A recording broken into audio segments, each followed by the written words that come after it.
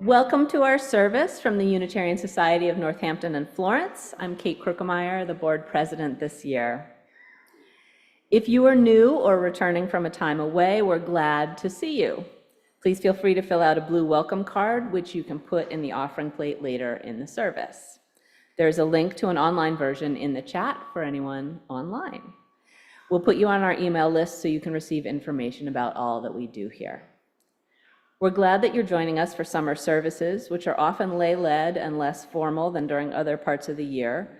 Please see our website for complete information about summer services. Our interim minister, Reverend Eric Cherry, is currently on vacation and will be back to lead worship on Sunday, August 17th. We strive to be, that seems like the wrong date. Whatever's the Sunday around that day. Is it the 17th? All right, great, thank you. That's right, I'm confused because he's back in the office on the 18th. That's perfect timing.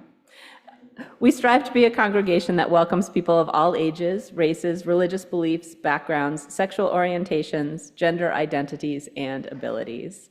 We belong to the Unitarian Universalist Association of Congregations, and we are guided and inspired by its values and principles. Our values and principles move us to remember that those of us in the Connecticut River Valley live on the unceded homeland of the Pecumtuck, Nonotuck, and Western Nipmuc peoples.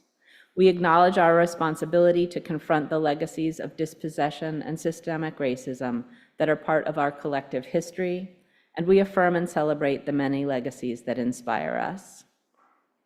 We have drawing materials and other ways to occupy hands on the tables in the back.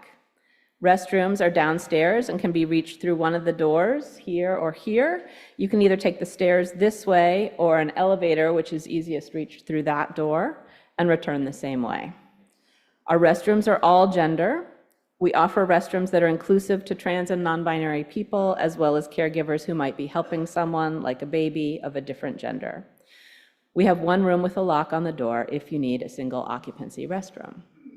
So, buckle in, I have a slightly longer set of welcome announcements today.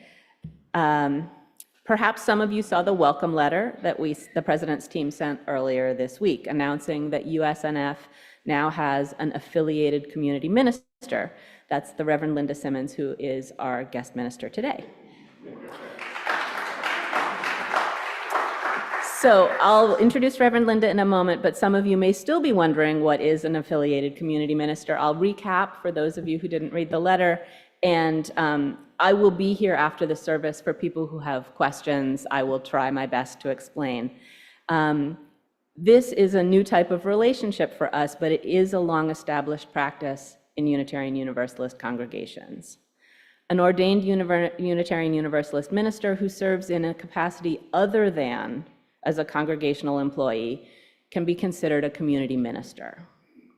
An affiliated community minister is one who has created a formal, non-employee relationship with the local congregation. This is done through a covenant of affiliation that sets guidelines and expectations, establishes procedures for communication, and allows for mutual trust and care. In short, Reverend Linda is not a USNF employee, but she is an ordained UU minister, and we are thrilled to have her be part of our congregation. The covenant outlines how all those things happen simultaneously. If you have questions, come see me afterwards, but also Reverend Linda will be here and welcomes you to come and say hello to her and greet her. Now, it's my great pleasure on behalf of the board to introduce Reverend Linda Simmons. Reverend Linda and her husband, Gary Langley, moved to Northampton in 2023 after Reverend Linda retired from a decade of service as the minister of the Unitarian Universalist Meeting House on Nantucket Island. While on island, she facilitated the opening of the Warming Place, the first homeless shelter on the island, and one that continues to thrive.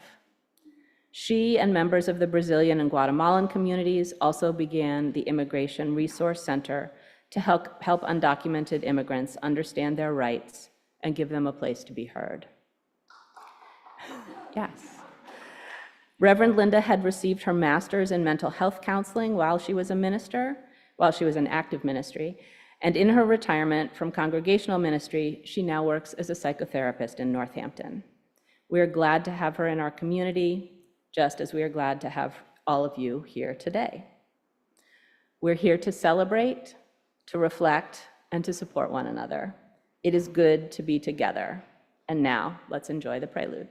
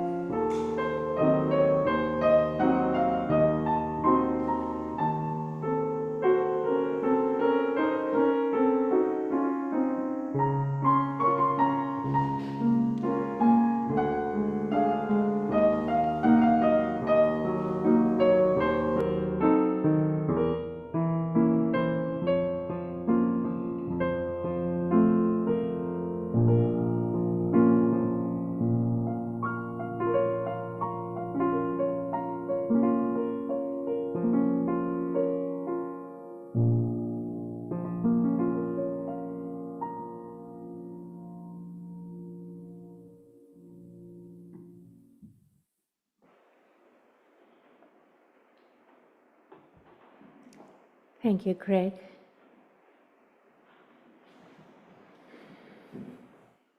It's a joy to be with you this morning. Thank you for that beautiful welcome. It's been a few years since I've been in the pulpit, and as I was preparing for today, I saw an article in the New York Times called "How to Surf a Crowd," about a musician named Meryl Nisker, whose stage name is Peaches. The article starts with Peaches saying, "You have to let the fear go." And I figured that was good advice for stepping back into the pulpit, so I read on. At some point in every show, Peaches steps off the stage into the audience and into people's hands, though I promise I don't plan on doing this today. She just lies back and lets people carry her. Once airborne, she says, you need to give in fully to the moment. You have to not resist at all You have to trust that you will be held and carried. One night, after a show, Peaches noticed that her body was covered in little fingerprints and handprints. Welcome to this day, where the invitation to be carried by the trust and beauty of being together that Unitarian Universalism carries is ever calling us. Welcome.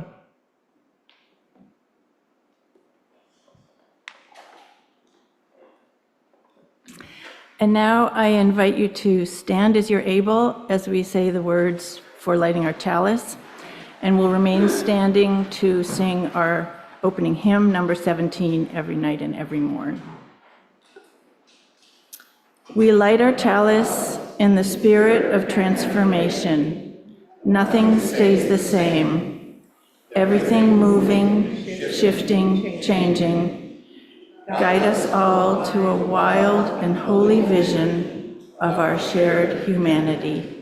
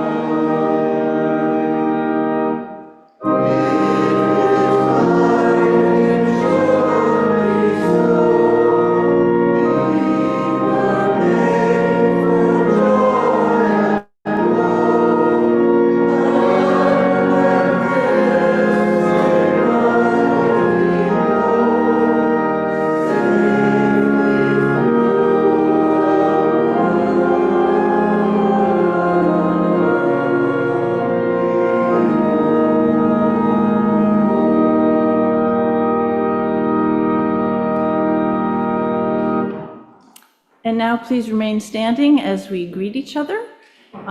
We can turn around and wave at the people who are joining us on Zoom.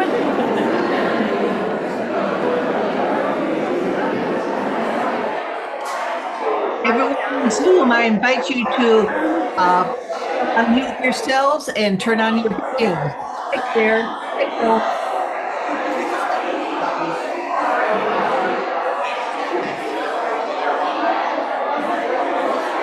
Hi, Teresa and Steve and Steve and Jean. Hi.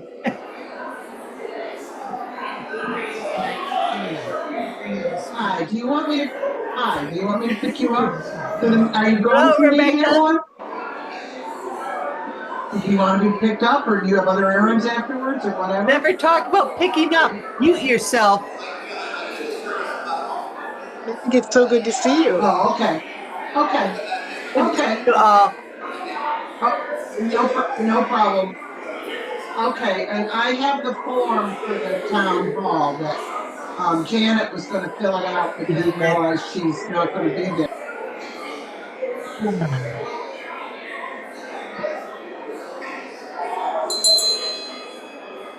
please turn off your videos and mute yourselves now.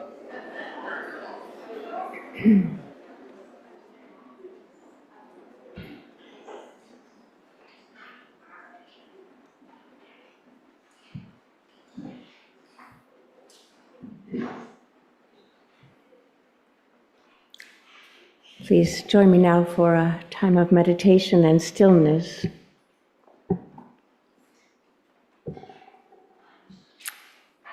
I wrote this in the middle of last week when there was a late summer wind coming through the trees that was a little bit more autumnal than what is coming now.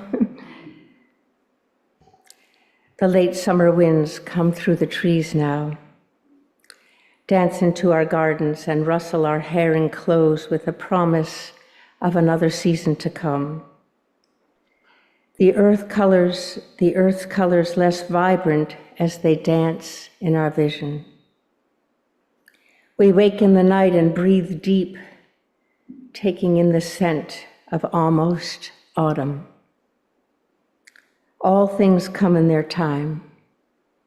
All things bloom and fade and return once more for rest. Ecclesiastes in the Hebrew Bible tells us there is a time for all things, to live, to die, to mourn, to seek, and to love.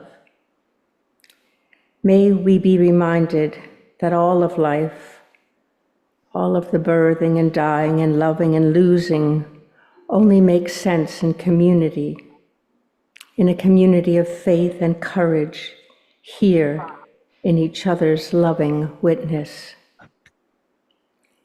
In this community today, may all that you are feeling, all that you celebrate and mourn, all that you have lost, and all that you love, find a home. Amen.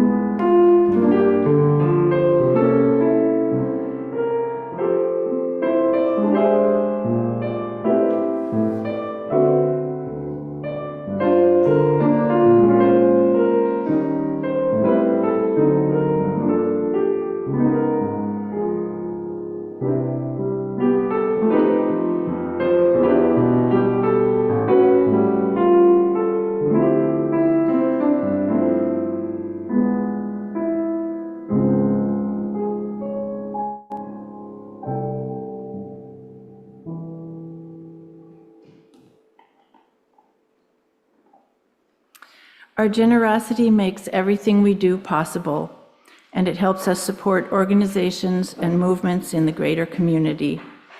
Half of the proceeds of each week's offering support the Society's operating budget, and half are shared outside our walls.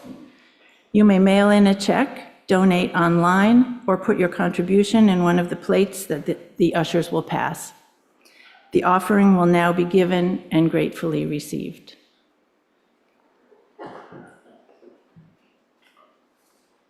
Before or as that happens, I thought I might just offer a few words of background information for some of the keyboard pieces you're hearing today.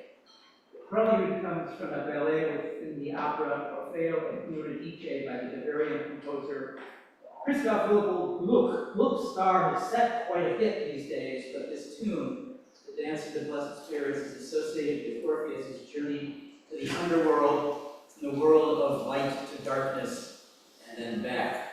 The piece is popular amongst concert pianists these days. It is encore, often in transcription by Russian pianist Alexander Salati.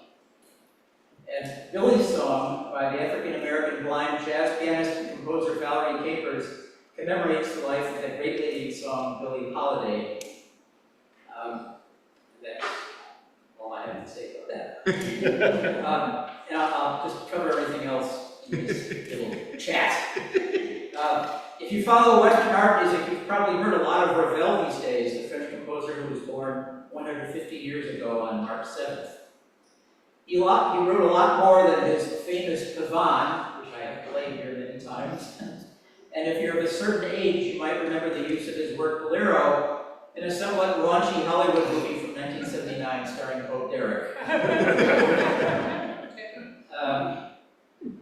The two minuets will here come from an early and later years of Ravel's life. The first one is the second movement of his Sonatine from 1905. And the second and more substantial comes from a suite entitled A Tambour de Couperin, composed between 1914 and 1917 in the midst of the devastation of World War I.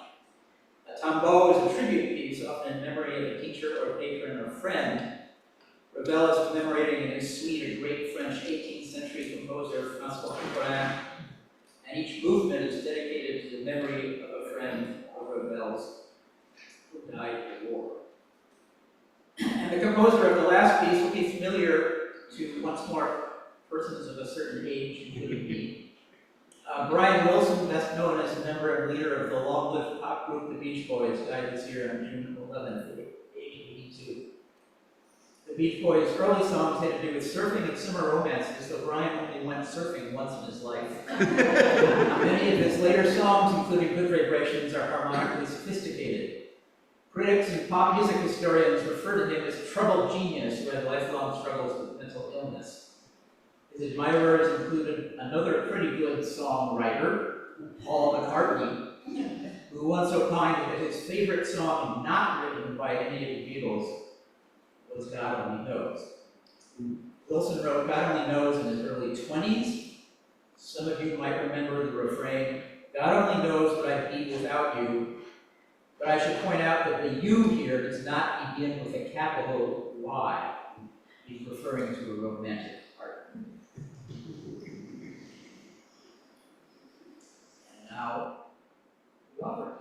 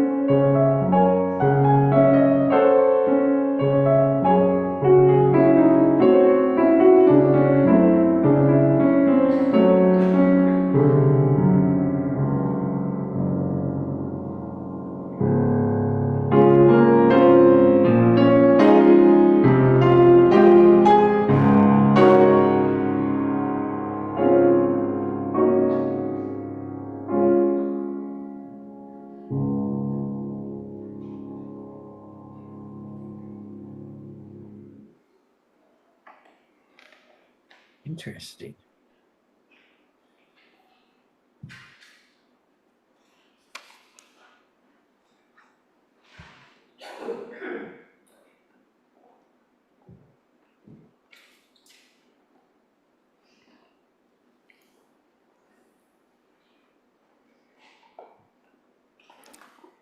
From Which It All Began by Bernadette Miller.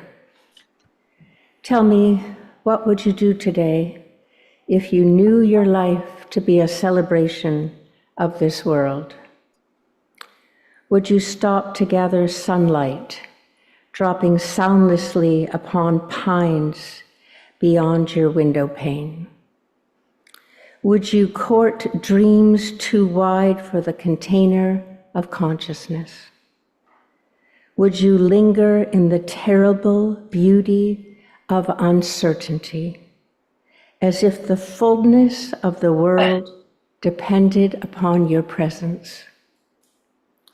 Would you cast your hopes upon possibilities that abide only in departure?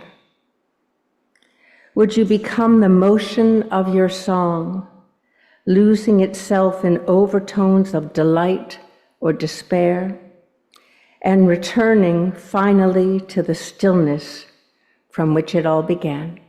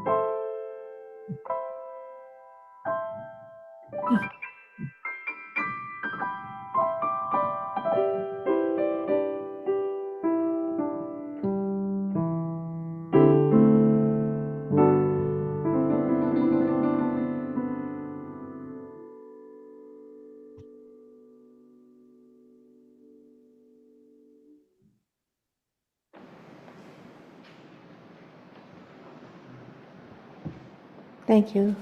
Great, thank you. Chiaroscuro is a word about art from the Renaissance concerning light and shadow, the arrangement of light and dark together. I learned this word when trekking the Himalayan foothills during a sabbatical with my husband Gary several years ago, when a minister at the UU Church on Nantucket from 2013 to 2023. I didn't hike the foothills of the Himalayas during that time. That's when I was a minister. We were just gone for 2 months. I think we hiked for about 10 days. It was so cold during that time, during the 30s or 40s. And when we got back to our tea houses that we didn't know would be unheated, they had these wood stoves, but wood was so precious, they would only light them very, very occasionally, sometimes in the evenings on a special event, and we would sit by them, begging them to light them, but they would not light these precious little wood stoves. And there was no hot water. So we would jump dirty and sweaty into this little teeny single bed, into a sleeping bag, and Gary would read me a book that we found on a table in one of these little tea houses, sweet little tea houses with beautiful, friendly people. And this book was called The Tale of Despero, and it was about a little mouse who fell in love with a princess. And this mouse was a hero in the dark underworld of rats, where he was helped at last by the rat named Chiaroscuro. Despero means despair, and there were days we all feel like that little mouse, certainly Gary and I did, cold and hungry, and lost a little bit too. But Despero was also full of light and hope. Chiaroscuro, the rat, embodied light and dark, the sacred and profane, and because of him, Despero could do his hero's work. I told myself originally that the reason I went to Nepal and India for 2 months was to see how people did religion differently in those regions, how religious belief and culture changed them, gave their lives texture, a meaning and grain that ours as UUs can lack in some ways, certainly that mine in some ways lacks. Turns out that I think I went there to explore chiaroscuro, the play of light and dark inside of myself and in others, how we manage and negotiate this dance of good and evil. None of us can only be one or the other. All of us has beauty and shadow within us. And I find fascinating what tools we use to negotiate this. I do not suggest that evil does not exist and should not be countered. Surely never before have we found examples of this around us and reasons that we should take a stand. I speak here to when we are so unfamiliar with the darkness within us, so unpracticed with its negotiation, that when it closes around us, as it surely does more often now than perhaps in many of our lifetimes, we become it. It takes over too much of who we are. We become angry and short and impatient with each other. Walking in Kathmandu, Nepal, where there was so much light and dark right out in the open, in this city so full of the destruction of the earthquake from 2015, still, roads and buildings crumbling, rubble piled high on every corner, and many of these buildings occupied nonetheless by families living under broken roofs and windows.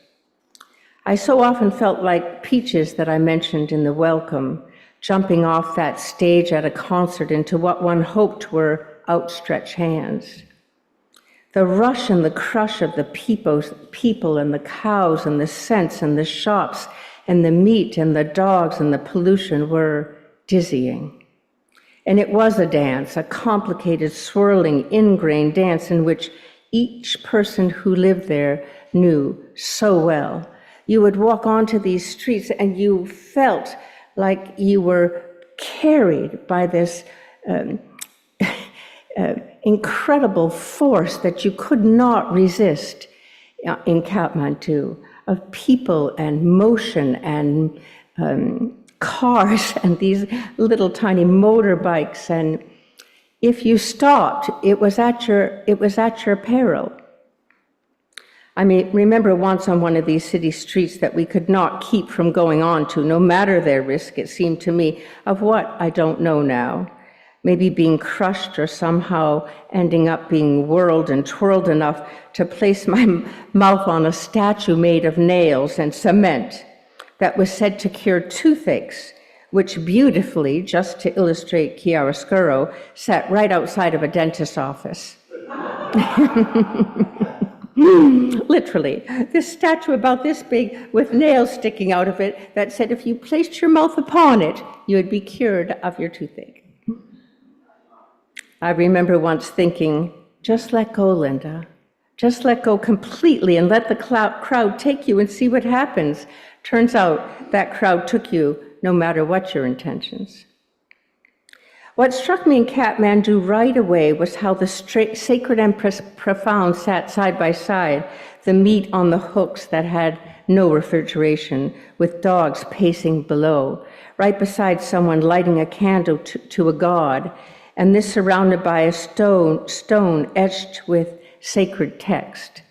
Right beside an ancient Buddhist stupa, those round temples with sacred texts or ashes of great lamas, the sacred texts are often kept there, and there's eyes engraved on the top. I don't know if you've ever seen them, and you're said that you can only go counterclockwise around them, and they look down upon you, and we would be in these taxis, and these taxi drivers drove crazy, and they would all stop and go counterclockwise around the stupa, and then go crazy. Right beside a monk lighting hundreds of candles for light and hope and peace, dressed in these beautiful robes. Right beside someone maimed and so thin, asking for food. Right beside children playing with a ball made out of a string rolled over and over and over again around a piece of cloth. Right beside someone urinating. The people in Nepal practice something called Vajrayana Buddhism. And when I learned what this meant, I already knew it in my bones. I knew it from the streets and the meat and the broken down cars without catalytic converters, spewing fumes that choked the air. After 2 or 3 days, you could hardly talk. Your throat was so parched and burnt almost. And the dogs and the gorgeous vegetables laid on the baking street, and the temples and the love and the blessings and the laughter and the tangled, swollen beauty. Though all Buddhists agree on the 4 noble truths, basically that suffering exists and is caused by attachment, and the 8-fold path to end all suffering, which is right view, right thought, right speech, right action, right livelihood, right effort, right mindfulness, and right concentration. Almost sounds like our principles. Buddhism varies greatly around the world, not only based on schools of practice, but on local cultural influences. Vajrayana means to weave the sacred and the profane. In this type of Buddhism, great emphasis is placed on having a teacher, for the risks are thought to be very, very high.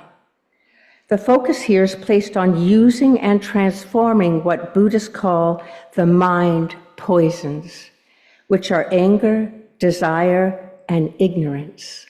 We all know those so well. And to use them into tools for enlightenment. All is perceived as sacred, which is dangerous, because nothing is rejected in Vajrayana Buddhism. It is understood that compassion and suffering have many unexpected faces. Those who, it's sort of like Darth Vader. He studied with, sort of Yoda, right? To just be the best and the brightest, but he turned to the dark side. I'm sure whoever wrote that, who wrote these Aha, George, take it. George Lucas, I'm sure he knew about Vajrayana Buddhism, because that's the risk. If you study knowing about the light and the dark, the risk is that you turn to the dark. You have to be so careful. Well, I'll read on. I always do this. I extemporaneize.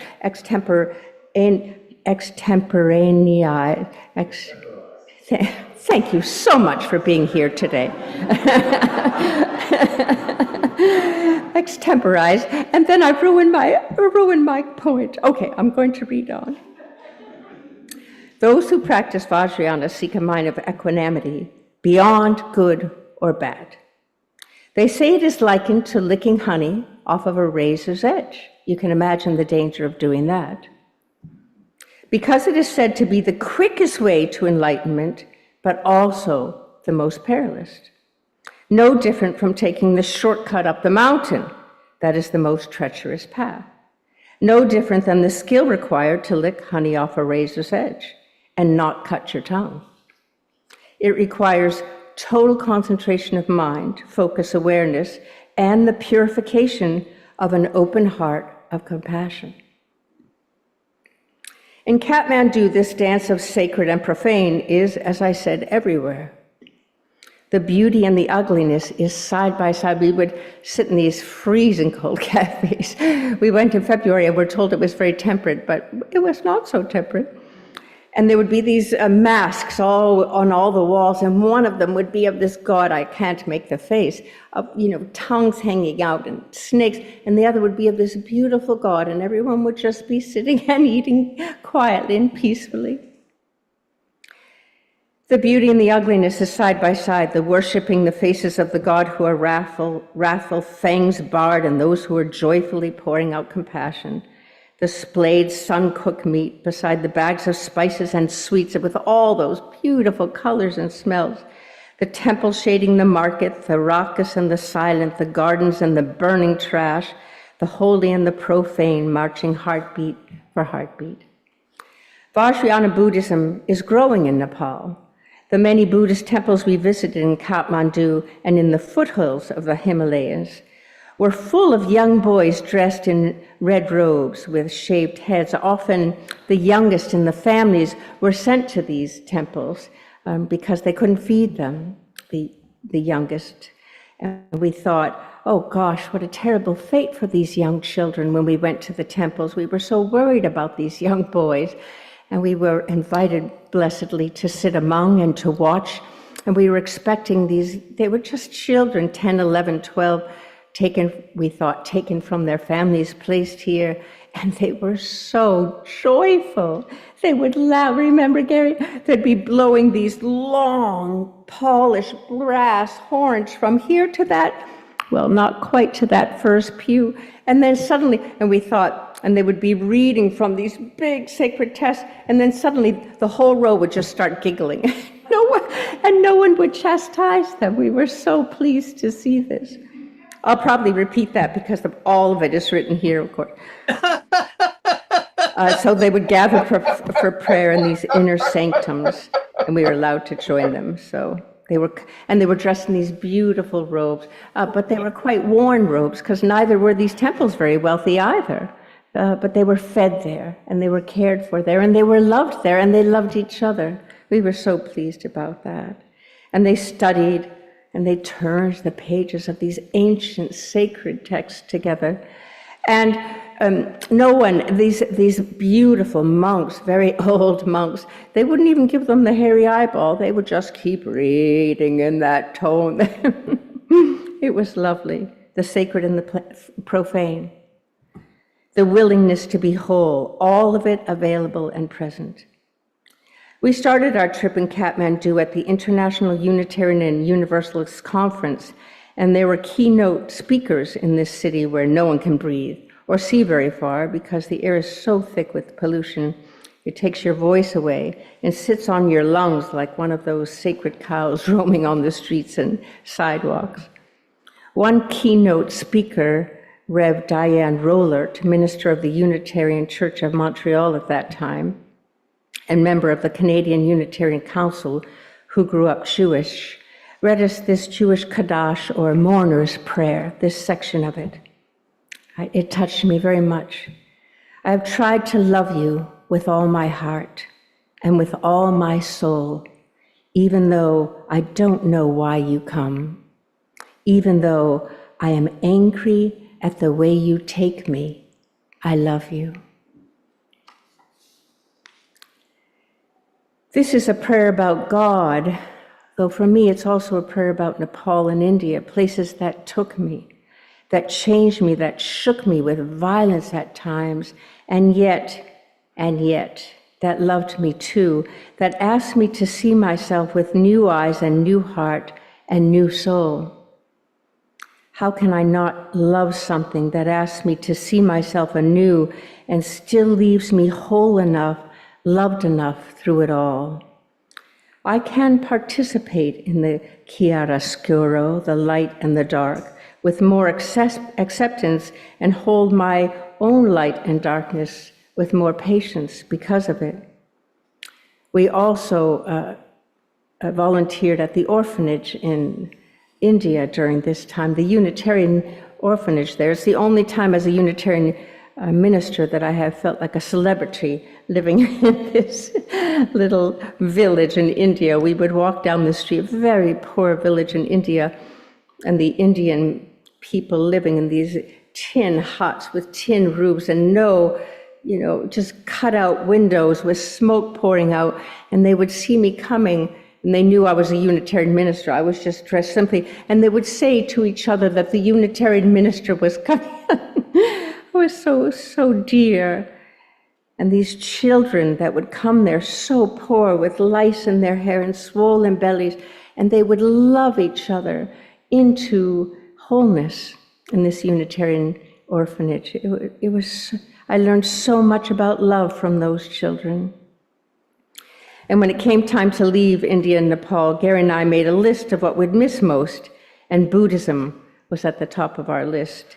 We would miss the way people embodied it and practiced it as a kind of love, really, and a willingness to be present to what was in and around them. We would miss the prayer flags and the monasteries and the children and the monks and the nuns in their red robes walking everywhere and sitting in cafes. We would miss the meditation and hearing the chanting and the easy smiles of the people. Mostly, we would miss the peace and the practice left in us in the environments in which it was practiced and lived. At the end of the book, Despero, the little mouse rescues the princess who was coerced into the dungeon and saves the day with the help of the rat, chiaroscuro, the light and the dark, the very rat that forced that princess into the darkness. These are hard times we live in them. These are hard times we live in, and live in them we do. The darkness of them is so deep at times.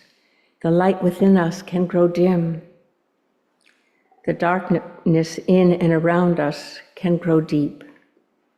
Allow the darkness to guide you to a strength and capacity to know and to see and to be, so that we might go on more fiercely.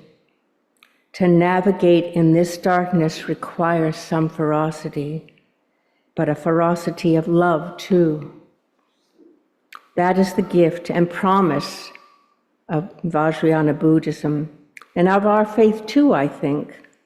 That when you walk without blinders, without pretending, without promising that anything can save us except the courage of looking at it all straight up, all straight on, and we do it in committed community, beauty is the outcome, courage is the outcome, love is the outcome. Stay the course and allow you to lead it toward, not away from, your humanity. May we end every day imprinted with the fingerprints of one another's humanity. Amen.